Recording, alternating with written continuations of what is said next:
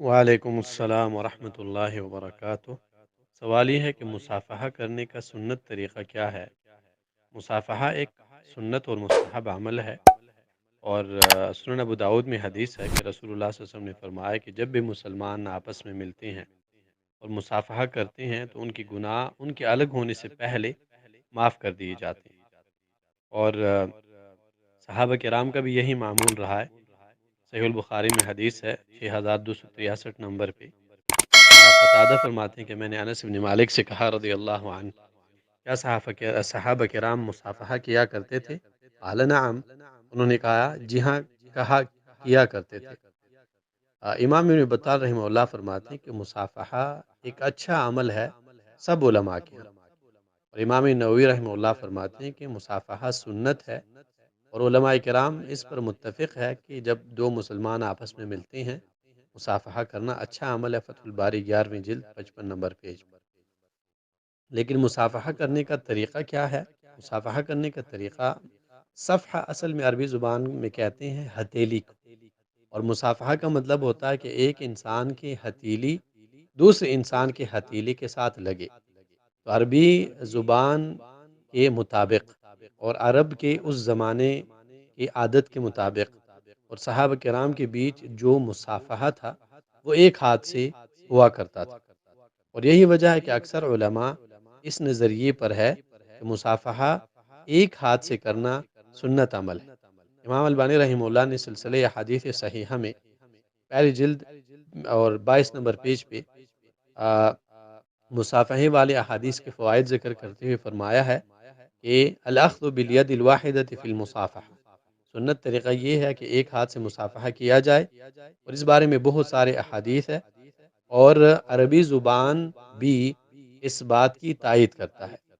اور پھر احادیث کے بارے میں احادیث کو ذکر کرتے ہوئے انہوں نے حذیفہ رضی اللہ عنہ کے مرفوع حدیث ذکر کی ہے کہ ان المؤمن اذا لقی المؤمن، جب کوئی مسلمان دوسرے مسلمان کے ساتھ ملتا ہے اس پہ سلام کرتا ہے، وَأَخَذَ بِيَدِهِ،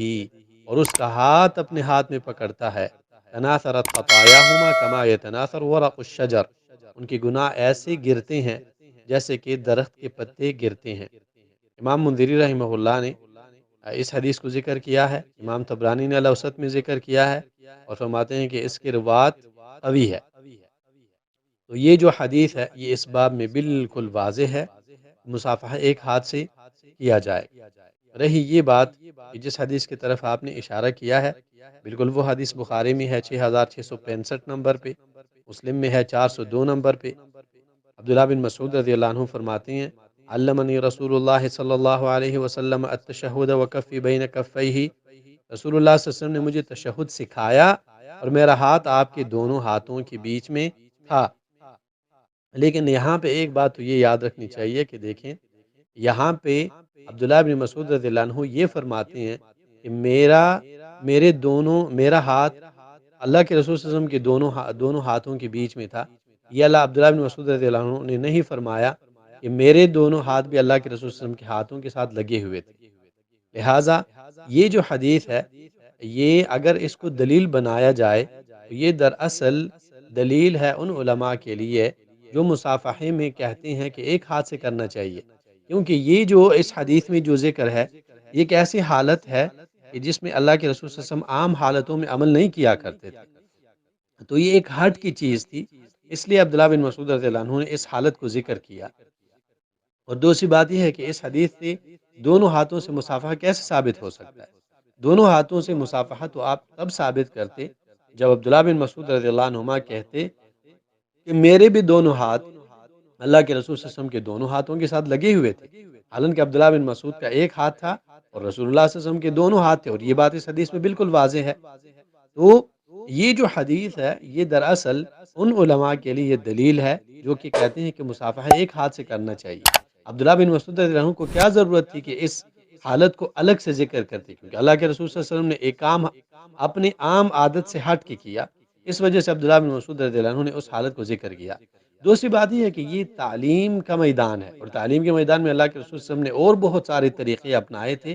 لوگوں کو اپنی طرف متوجہ کرنے کے لیے۔ ان میں سے ایک طریقہ یہ بھی تھا، تو سلام میں اللہ کے رسول صلی اللہ علیہ وسلم کی جو عادت رہی ہے وہ مصافحہ ایک ہاتھ سے یہ ہے، جیسے کہ ترمذی کی حدیث میں یہ بات ذکر ہو چکی ہے۔ تعلیم کا طریقہ الگ تھا اللہ کے رسول صلی اللہ علیہ وسلم کا، کبھی انسان کو یعنی کہ کندھے پہ ہاتھ رکھتے اللہ کے رسول صلی اللہ علیہ وسلم، کبھی جو ہے سینے میں ان کو مطلب ہلکا سا مارتے، اور کبھی اللہ کے رسول صلی اللہ علیہ وسلم کان پکڑتے، تو کبھی دونوں ہاتھوں میں پکڑتے۔ یہ تعلیم کے انداز تھے مختلف اللہ کے رسول صلی اللہ علیہ وسلم کے۔ تو امام بخاری رحمہ اللہ نے جو حدیث ذکر کی ہے اس میں اللہ کے رسول صلی اللہ علیہ وسلم کے تعلیم کا انداز ذکر ہے، وہاں پہ مصافحہ نہیں ہے۔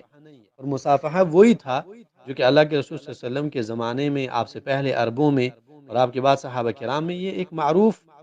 چیز تھی، جو کہ وہ اس چیز کو جانتے تھے۔ مصافحے کے بارے میں صحیح قول یہ ہے کہ مصافحہ ایک ہاتھ سے سنت ہے۔ اگر ایک آدمی دونوں ہاتھوں سے مصافحہ کرے تو اسے گنہگار نہیں کہا جائے گا۔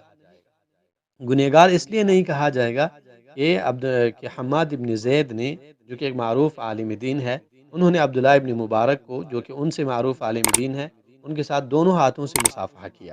تو اس وجہ سے دونوں ہاتھوں سے مصافحہ کرنے میں کوئی بری بات نہیں ہے،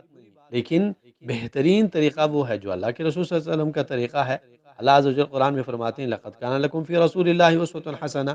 یقیناً آپ لوگوں کے لیے محمد رسول اللہ صلی اللہ علیہ وسلم میں بہترین اقتداء ہے، تو آپ اس طریقے پہ عمل کریں جو کہ سنت طریقہ ہے۔